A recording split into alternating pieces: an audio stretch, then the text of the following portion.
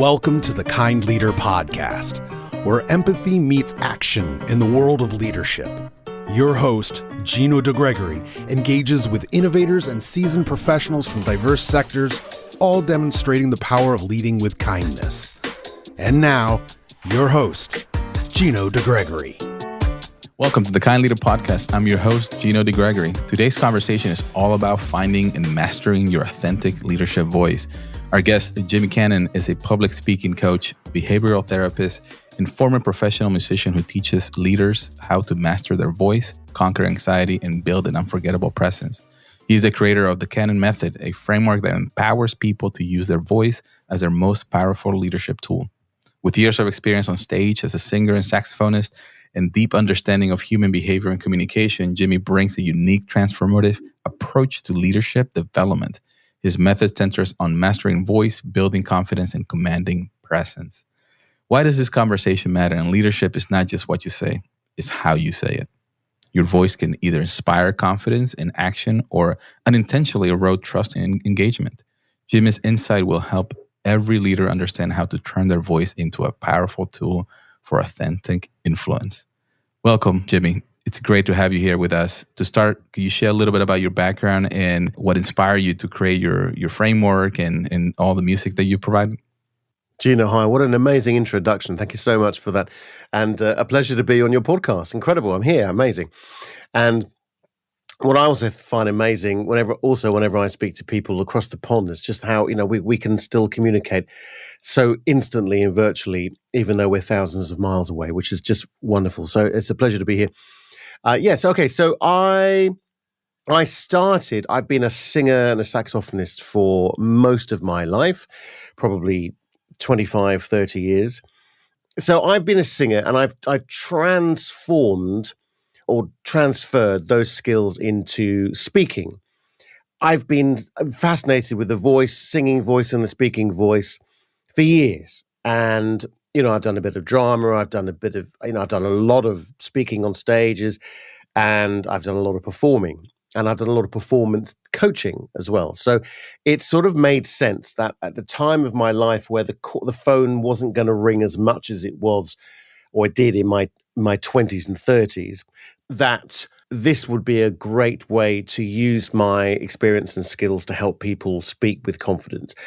What actually happened, what I intended to do when I started out coaching was to help very experienced speakers, public speakers, professional public speakers, improve their voice. So whether that be dynamics or projection or resonance, help improve their voice to make it even more powerful than it was anyway. What transpired, even though I do help people who are already professionals and they don't have a particular anxiety to speak, is that people were coming to me with a concern or a physiological or somatic response to being nervous, being anxious to speak. And it was generally people that were not used to working or presenting to groups of people. So I mainly work with people who are in IT, engineering. Right. They've been promoted to lead a leadership role. Mm-hmm. And then all of a sudden they've got a team and they've got to encourage and influence that team, and they've got to present to the team, and they've got to help people present to the team, and they've got to pitch to investors. They've got to pitch to stakeholders. And even though they know their job inside out, there's something that is stopping them from being their authentic self. There's something from stopping them putting their hand up and saying, yeah, I'll chair that meeting, I'll take that meeting, I'll go to that meeting, or whatever it might be. So I ended up studying the voice. So ages ago, I did a master's in voice pedagogy because I wanted to know, I was teaching singing and I wanted to know a lot more about the voice. So I know a reasonable amount about the voice, the physiology of the voice. I didn't know you can get a master's in that. That's pretty cool. Yeah, you can get a master's in surfing these days. Nice. I live by the sea, so it's sort of resonant. So yeah, I did but it ended up, I did the master's, but I focused on performance anxiety because I was getting clients coming to me, as I said, with this feeling in my tight throat, short breaths, extended or heightened heart rate, etc., sweaty palms, those sort of symptoms, or they had a quiet voice, or they were just not able to speak. I mean, not physically, psychologically, they were either avoiding meetings or they were just in the background and they were not participating in the conversation. So that's when I ended up studying acceptance and commitment therapy. And I also did a leadership coaching qualification as well, which is really, really fascinating to do because I learned how to listen, which was, as you know, incredibly important. So those three elements of training, I felt, and we're all still learning, and we're all still training. I'm really into my big thing at the moment. I'm going off piste here, but my big thing at the moment is impromptu speaking, and really getting into that. A couple of my clients really want to learn how to improvise and impromptu speaking, so I'm bringing my jazz experience into that. Beautiful. And that's really fascinating. So that's kind of a new thing that I've been digging into the last sort of 6 months. But my main focus is on three things that I help people with, and that's their voice, their presence, and their confidence. Love it. Thank you. Congratulations, your success. And there's a lot of questions I want to definitely unpack and follow up with here in a second. But most importantly, the staple questions that I like to ask my guest here is, what does being a kind leader mean to you? That is such a great question. Two things: respect and empathy, which I feel are very similar, but they're also very different. So going back to what I was saying before about listening, I think that's a really, really, really key skill. And when we say listening, I mean deep listening, as in really, between the lines, how deep can we go with relevant questions that are going to help our clients, our colleagues, our team really get to the nub of the matter or the concerns that they may be having. I think that's a skill that a lot of leaders lack. And having the respect that people deserve, having respect for people within that environment. So I don't generally help people with what they say, but actually how they say it.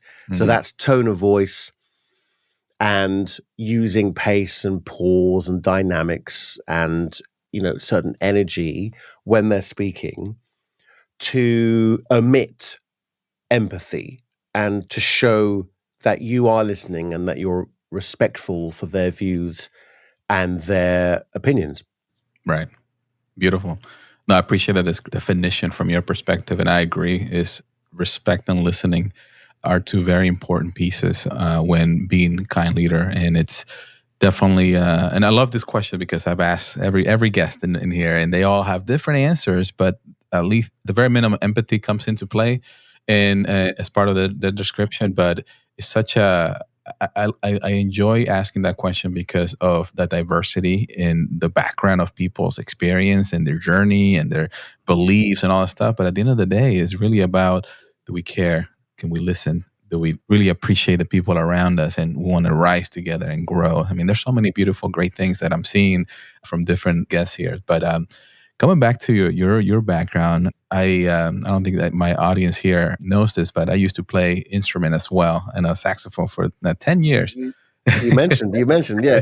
What did you play? Alto or tenor, or what did you? I played all of them, actually. Okay. I played the Barry at one point. I played the tenor, the alto, but my favorite was the tenor.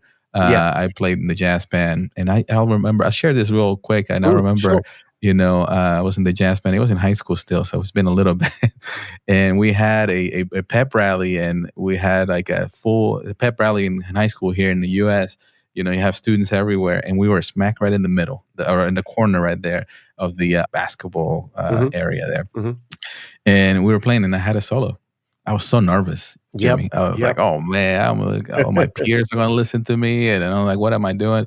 But what I did at that time, I was like, just play from your heart and just listen to the music. And I just ad-lib, and everybody, at least in my mind, everybody cheered and got up and were excited about it. With the reality, I can't remember. Yeah. But, don't worry about the reality. No, exactly. Yeah.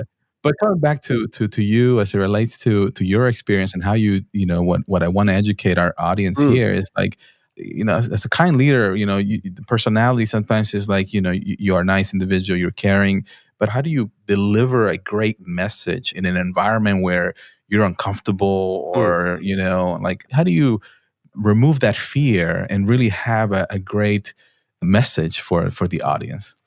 Fantastic question. Well, I love the story and the metaphor. It's wonderful, and obviously I can relate to that as a sax player as well. So yeah, look, actually, what we're trying to achieve is flow. Is a natural flow when we're performing, and we want to be in the moment. I think that's really, really key. Now, what that means is that let's go back to your experience and your memory of performing in the we would Jim, call yeah. it a gymnasium. Yeah. Although it's much you would have a much larger gymnasium, I'm sure.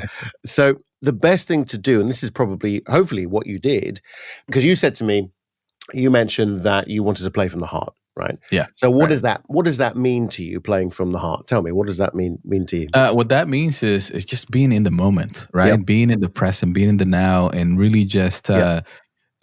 listening to the background, all the other players, the bass, the drums, right? And Yep. just express yourself. Absolutely, absolutely. And it could mean as well, it could mean that you're playing with a genuine Yeah. connection to the music or the choice of notes that you make. So I tell you, it's not, we haven't planned this. You couldn't get a better metaphor and analogy for this, really, because the notes you could look at as words, right? So Yeah. if you think about the notes that you're playing are words, and really the whole thing is under the umbrella or the overarching message that you wish to convey.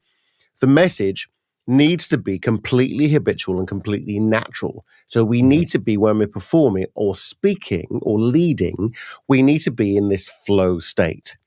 Right. So that means that we're not distracted by anything else. Now that could be a physical distraction. You mentioned people cheering in the background. There's lots of stuff right. going on. At least that's in my mind. I don't know if that. Yeah, really no, happens. of course, no, okay, but people are cheering, know. maybe not for you, but also for other things going on, Yeah, and yeah. this is an external thing that's going, distraction Right. that's going on. So you're distracted by that. You're visually distracted by elements going on around you. The main thing that people who are anxious to speak in front of anyone, but generally groups of people, is a fusion between their mind and their cognitive thoughts. So their negative cognitive thoughts. Yep. So that is what we need to defuse from. And that's present moment practice and mindfulness practice. And that's what I help and teach people do. And that it is, well, I will definitely go into that. But that's the focus. When people say, we need to be in the moment, what that means is you are not distracted by external or internal elements or Right. nuances that are going on. So nothing in the mind. So generally speaking, when we're talking about internal or cognitive fusion, we're talking about negative thoughts that also come out physically. They come out in your physiology. So they might, if you're playing, they might come out. This is incredibly useful. They might come out in too many notes. You might just play too many notes, right? Which is the big thing for us saxophone players. We want to play loads of notes really fast, right? So it might come out in too many notes. It might come out in the wrong note. That's another podcast episode. What is the wrong note? Right. Miles Davis, I think, said, I think it was Miles Davis said, if you play it 3 times, it's jazz. Nice. So you could play too fast, too slow, the wrong notes, it's in the wrong order, etc., or you're just not playing in the style, or you split a note, or something happens. And that is a complete diffusion of or lack of connection between you and the instrument. So when I'm teaching saxophone, for instance, as well as I do, that saxophone is an extension of you. It has to be an extension of you. You can't be thinking about it as a separate entity. The same with your speech. What comes out of your mouth, you're not always in control of. Yep. Right? So we have to really take time to plan and think about what we're going to deliver and what that message is. So the overarching message is going back to your question. Hopefully I'm digressing slightly, Yeah. is that the message has to have the emotional connection to the audience that you're delivering it to. So what that is a complete diffusion of negative thoughts and external distractions, and completely being in the present moment and being in flow with who you are and what you represent. And so that means that as a leader, you have to be absolutely genuinely Right. connected to the message. It can't just be a separate thing. Right. You have to be, you have to sign up to the ethos and the ethical message of the company. Right. And I love what you say about diffusing the negative, because I think that's a struggle in many areas, not just speaking or, just in the things that you're doing, whether you're speaking in public, trying to speak in public, or in a meeting, have a question or have a comment about something. Is that negative thoughts? It's like, oh, don't say anything, or don't say that, or no, that's not good enough. People are going to laugh and point and kick you out of the room, or they're not really going to believe, a lot of things. And I've gone through a lot of that. I mean, I've grown. I'm an introvert by nature, right? I prefer to be in a quiet room and then just hanging out with a book or something, right? Compared to being out there and getting my energy in a big room, lots of people. So from my perspective, I had to work hard. I participated in many Toastmasters. I don't know if you have organizations. Have you ever heard of that organization? Absolutely, Toastmasters. Yep. Okay, which helped me a lot to understand. But the biggest thing for me, and I agree 100% with you, is genuine, right? If you have a topic, every time I have a topic that either that I feel passionate about, or I truly believe in my heart that this is what people should listen to, or should, I could potentially influence, that comes so, I don't want to say naturally, but that's much easier than other topics that I may not be comfortable with, right? Any technology. I mean, I like technology, but any particular thing that I'm not versed in and I'm not prepared, that's where the negative fear comes into the place, right? Could I just interject there, because it's really interesting for me. So I work with a lot of introverts. You could probably tell I'm not an introvert, although there's certain situations which I am, and that's another story. For instance, I hate small talk, but that's a really great key to get into a conversation, right? So, can I ask you a couple of questions? Please. Fantastic. So, for me, it's always a balance. I have a new client at the moment, and she is an introvert, and she's been asked by HR to speak up at meetings. Right? She's either not saying anything at all, or when she says something, she's got this quiet voice, and everybody's thinking, "Oh, come on," And I'm really on the fence with this, and I'm really on the fence in that, why shouldn't society accept introverts? Why shouldn't society, or the company, or the team, or the group, or the leader, or in fact the group, if you turn the whole thing around, maybe the leader's an introvert, right? Right, which is very, very common. Why shouldn't we embrace that as a personality trait, as a positive personality trait, and a character, which is a positive energy within the team, perhaps, rather than everybody being on that sort of, what Patsy Rodenberg says, circle, the third circle, the alpha male, caricature of that team. Why isn't that a good balance? Why do you feel? I mean, okay. So my question is, why did you feel the need to practice, getting over that hurdle, if you like? And the question 1A of that question is, do you think it's necessary to step up and find more energy because you're in a perhaps a professional environment where that's expected of you? Yes, that I was held about 7 years ago. I've run this IT company for the last 17 years. The first 10 years was more in the background, and it was a supporting role for the first 10 years. Still led different areas, but wasn't really as external. I had a partner who was really good, very extroverted, and a great communicator. And I was always in the background. But once he moved on, and I had to step up. I was like, okay, well, now this is me here. This is who I need to be, right? So how do I do that? Yeah. How do I go about communicating and clearly kind of stepping out? So it was more forced than anything else, right? Everybody's like looking at me and like, what do you have to say, Gino? I'm like, I don't know anything. I mean, I know stuff obviously, but I was like, that negative thought, Yeah, yeah. mine is like, oh my goodness, how am I going to say this?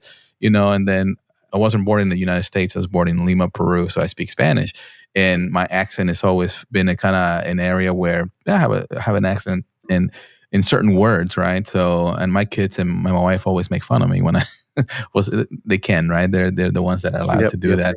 But it's in the back of my head. It's like, what if I say this word incorrectly? It's like, what if I'm not polished as the greatest speaker? I was like, you know what?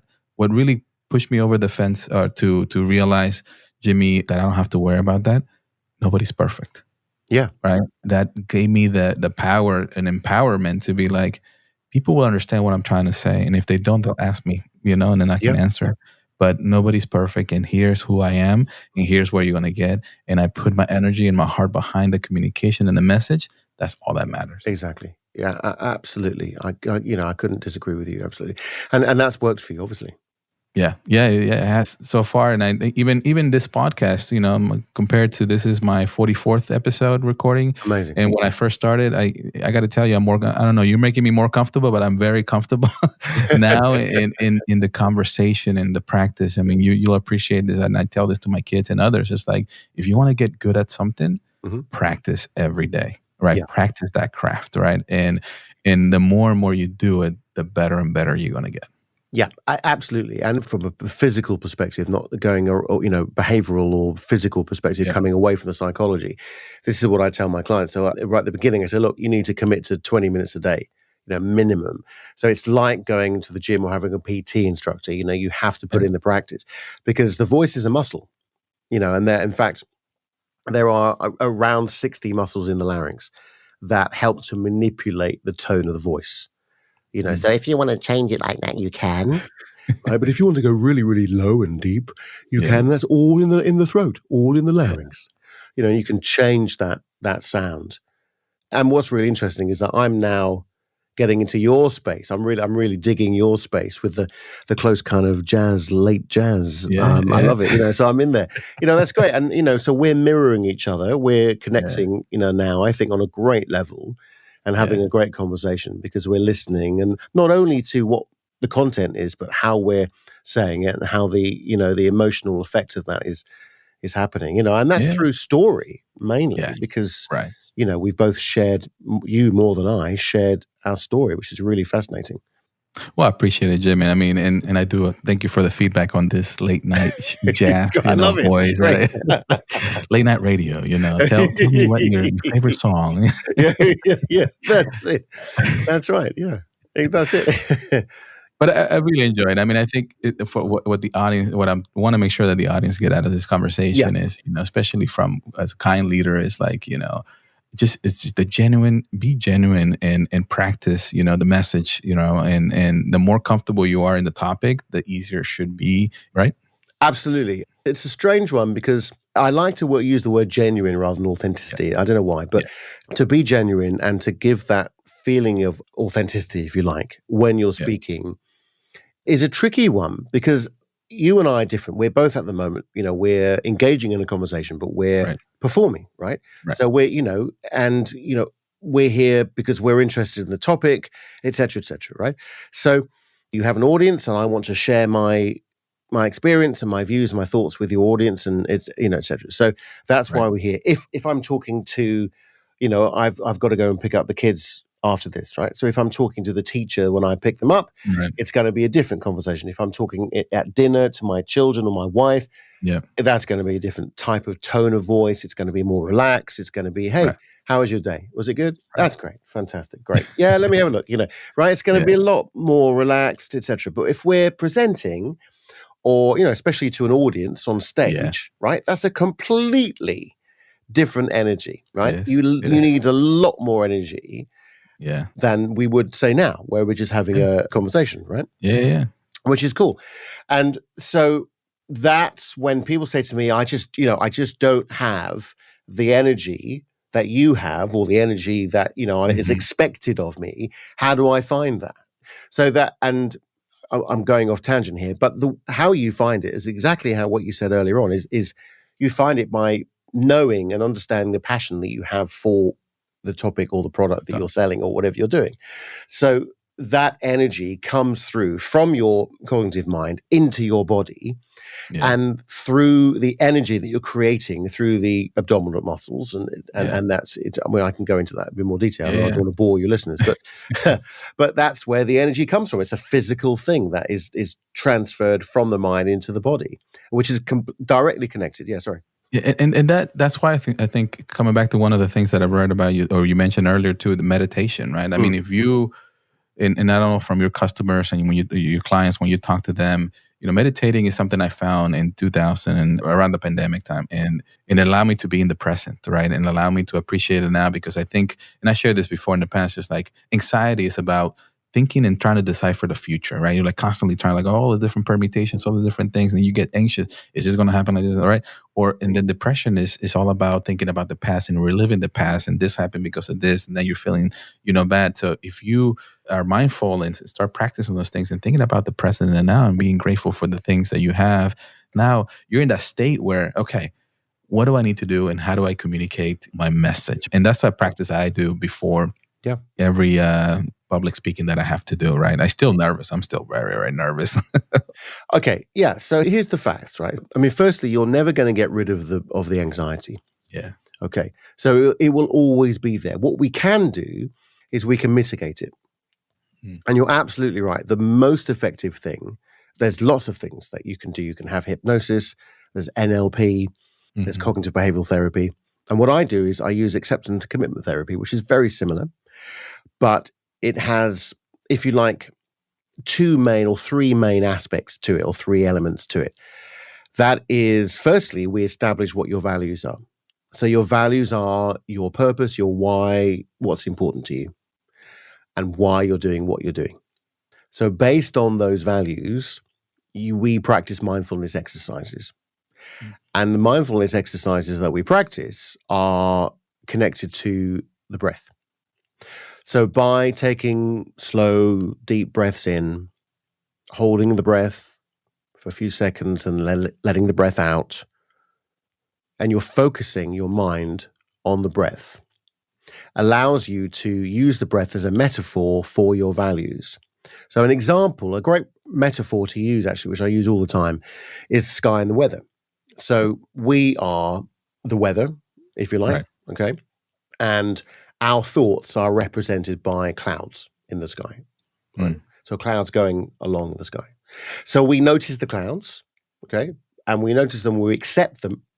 Right. And these clouds are probably negative thoughts.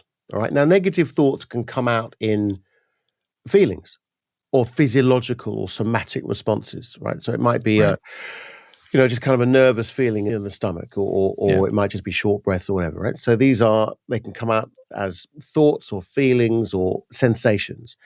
So we notice the clouds going by, we're aware of them, we can see them, we accept them, but we allow them to go on, and we focus back on the breath.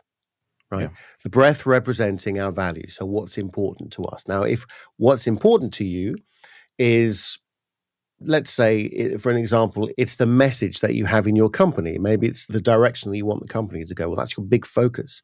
Yeah. So every time you practice this mindfulness exercise or exercises, you're focusing on the value. The breath represents the value, right? So when you're in the moment, literally in the moment, you can use the breath as a way to control the anxiety that you might be experiencing. Research says that the most heightened areas or times of anxiety when you're speaking are when you're given the brief. So, for instance, if you're asked to present next week to the stakeholders, then that's one heightened area of anxiety. My word, I've got to get this together. I've got to be amazing. I've got to plan this. I've got to prepare. This is going to take ages. How do I start? Where do I start? When? Now? No, I can't do it now. Right? So the next one is 60 seconds before you start speaking.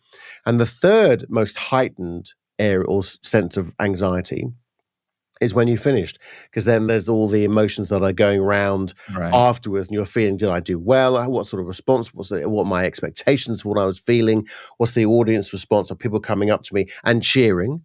Right. or Right. right, or was Yeah. that just in my imagination? Right? I'm going to leave that to your Right. to Right. your Right. memory.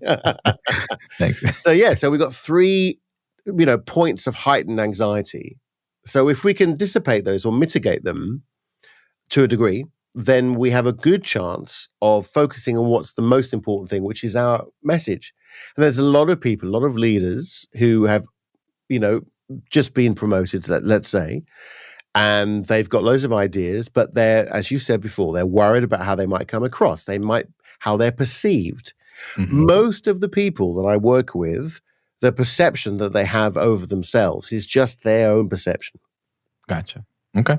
No, this is great. This is great information. Great educational thing for our audience here because, this great understanding on where are the areas where the more anxious you are, in particular when you public speaking, but then also how can you mitigate? So the breath, to your point, breathing in and being comfortable is something that people have to practice. And it's taken me a while.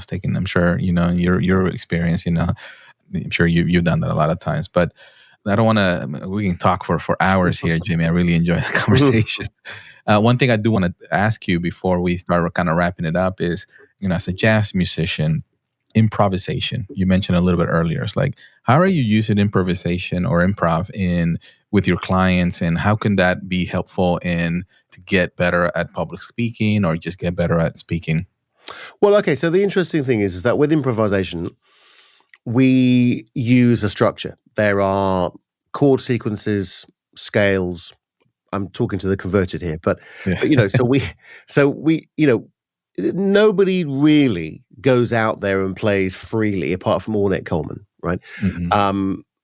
So there's very few minimalist free jazz players out there. Most very, very good jazz players, as you know, Mm-hmm.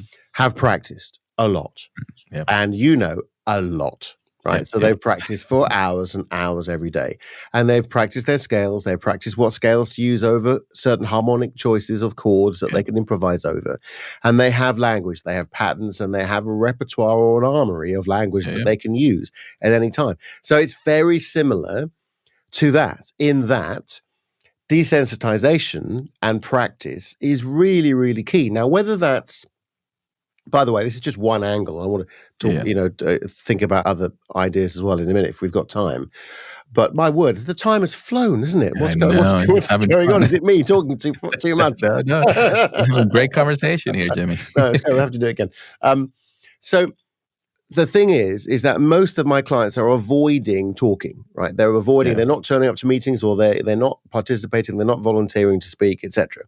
Yeah. Or when they are asked, they're like, "Oh, yeah, I think that's probably the right thing to do, and yeah, we could do that." So they're going into themselves, inside, right? Right, which is very, very common. So what we need to do is we need to practice, right? So you mentioned Toastmasters. What a great organization that is.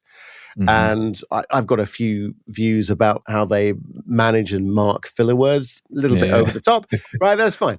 And I use filler words all the time. Yep. But it's when you overuse filler words, but that's another topic we can talk about. But okay, so organizations like Toastmasters, joining a social group that you might be able to join. It might be an improv group. It might be an acting group, amateur dramatics, or something like that. Yeah. Practice. I say to my clients, I use an app called Volley. I'm not affiliated with that company. It's called Volley. What I like about it is that there's no uploading or editing. You just press record, and it goes straight to the cloud. So it goes straight to me, and then I can give feedback. But what they tend not to do is do it. Right. Yeah. So they avoid doing it because they're anxious about how they're going to come across. They're anxious that they're not making progress, but they're not going to make progress until they start recording themselves and watching them back. Gotcha. So that's really important. So what I say to my clients is record yourself, don't watch it back, right? Next day, right? Record yourself, watch it back. Yeah. And then the next day, record yourself, watch it back, and then send it to me, right? And then I'll give you feedback, right? And that's mentoring on a kind of a virtual level, if you like. But that's the desensitizing yourself to the process and part of the practice. And part of that practice, again, as you know, is consistency and just doing something every day. And it might just be, I'm going to stick the phone on a shelf. I'm going to press record, and I'm going to talk about my day. I'm going to talk about the weekend. I'm going to talk about what I'm passionate about, maybe a hobby, photography, football, whatever it might be. Yeah. And I'm going to talk about it for 30 seconds or a minute or 30 minutes, whatever, and then stop. Yeah. You know, is that free flow. So I like that because that gives them an opportunity to find themselves too, right? Or find their style, or right. People don't know, what are the things that they can say. And I used to also filler words a lot, and I'm trying to get better at that. But one thing that I really enjoyed, and I guess the question is, do you have to be creative in order to use improvisation to get better? No, and that's the really interesting thing is no, as I said before, it's a jazz musician. It's great musicians are there's what is it, something like 5% talent. The rest is work. The rest is practice. So no, there's a structure, there's a format to it that yeah. So for instance, there's a couple of things that I do, which would be to okay. So a couple of things would be to if you're practicing improv, then you can ask the questions. You can use the last three words that the person just said and use those three words to start off the next sentence, right? Yeah. So there's loads of little sort of games and exercises like that that were really, really good fun to do. And so that's a really common thing to do in composition, where you use the last three notes of the last phrase for the first three notes of the next phrase, right? Yeah, so and the same with improvisation. So it's completely directly connected to that.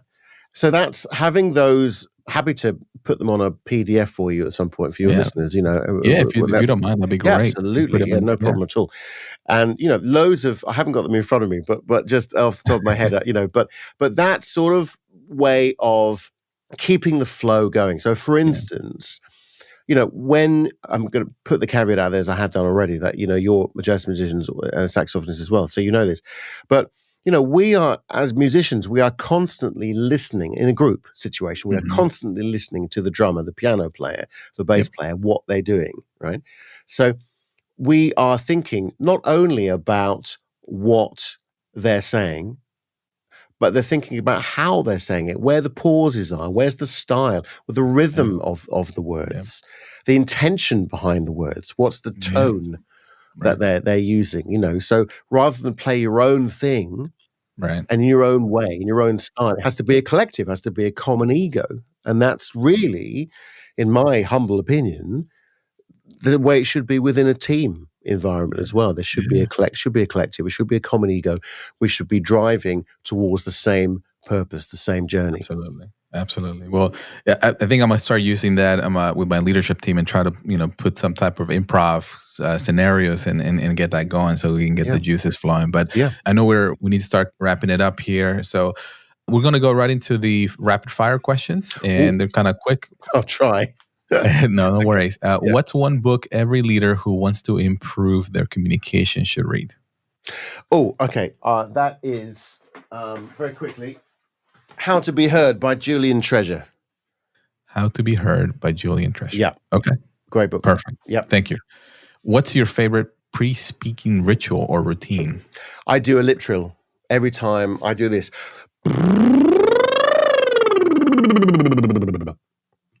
Okay. I love it. But before you go up in the stage, I do in the wings, backstage in the green room, I'll do 30 seconds, a minute of. It releases the particles in the vocal folds and connects the two voices, your head voice and your chest voice. Beautiful. I'll do that. One small shift leaders can make today to start improving their vocal presence. Okay, the shift would be to fill the space that you're in and not further. Fill the space that you're in and not farther. Okay, I like that. Farther. Yeah. Okay, beautiful, beautiful. If you could have coffee with anyone alive or from the past, who would it be and why? Ooh, wow. It would have to be John Coltrane. Oh, yeah. That's a good one. Yeah. I love his, just music. And, you said he's one of those that he just plays without, right? He's a love supreme. Beautiful, beautiful. So where can our listeners connect with you and learn more about your work? Well, my website, jimmycannon.com. Beautiful. Any final message you'd like to leave with our audience today? Yes, I would like, this is completely off the top of my head, I would like to leave the message of silence. Okay. I like it. Thank you, Jimmy. I appreciate that. So this has been an incredible and refreshing conversation. Thank you for sharing your wisdom and techniques with us. I'm sure there was a lot of nuggets here for our audience to take home, take notes, and improve their message, right? Their not fear of being out there and express themselves. Share. The world wants to hear more about you, more what you have to say. Be genuine and continue to do amazing things. So thanks for all the listeners. Thank you for tuning in. And remember, be kind, bring value, rise together.